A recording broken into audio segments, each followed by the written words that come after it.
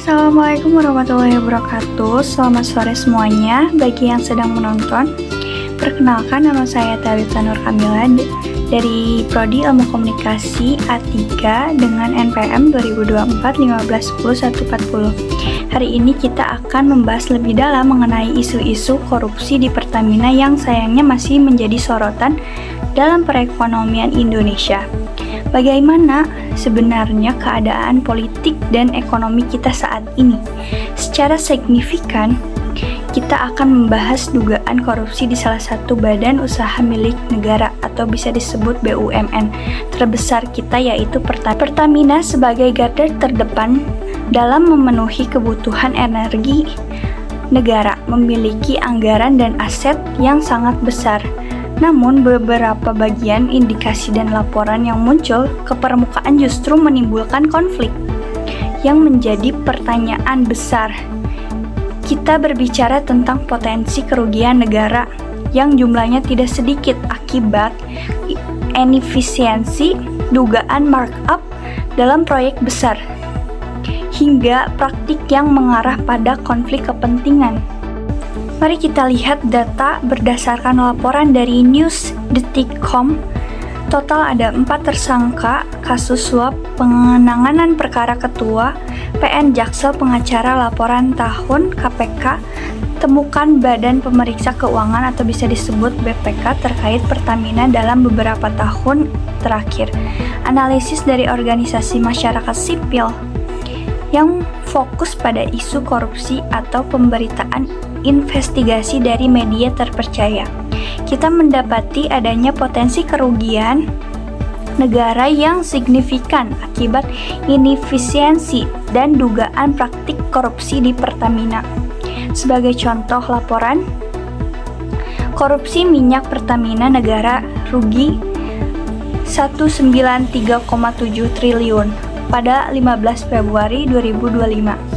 Menemukan adanya 7 tersangka yang ditetapkan pada kasus tersebut dan ketidaksesuaian dalam laporan keuangan terkait transaksi impor minyak senilai 968,5 triliun rupiah atau potensi kerugian negara akibat kebijaksanaan pengadaan yang tidak transparan. Pentingnya untuk diingatkan bahwa angka ini sering merupakan temuan awal yang memerlukan penyelidikan lebih lanjut. Secara kritis, kita lebih mempertanyakan mengapa praktik yang merugikan ini seolah terus berulang. Apakah ada kelemahan dalam sistem pengawasan internal dan eksternal Pertamina? Apakah mekanisme akuntabilitas dan transparansi berjalan efektif? Atau justru apakah ada faktor-faktor politik dan ekonomi yang lebih besar yang turut menyelenggarakan kondisi ini? Dampak korupsi di Pertamina tidak hanya sebatas kerugian finansial negara. Lebih jauh dari itu, hal ini dapat menghambat investasi di sektor energi yang krusial untuk pertumbuhan ekonomi jangka panjang. Investor akan berpikir 2 kali jika inefisiensi akibat korupsi berpotensi meningkatkan biaya operasional Pertamina yang pada akhirnya bisa berimbas pada harga bahan bakar dan energi yang harus dibayar oleh masyarakat dan industri. Dalam konteks politik, isu korupsi di Pertamina menjadi ujian serius bagi komitmen pemerintahan terhadap pemberantasan korupsi. Janji-janji untuk menciptakan pemerintah yang bersih dan berwibawa akan diukur dari tindakan nyata. Dalam menindak tegas setiap pelaku korupsi di BUMN strategis ini, proses hukum yang transparan, dan akuntabel dan tanpa pandangan bulu adalah kunci untuk memulihkan kepercayaan publik.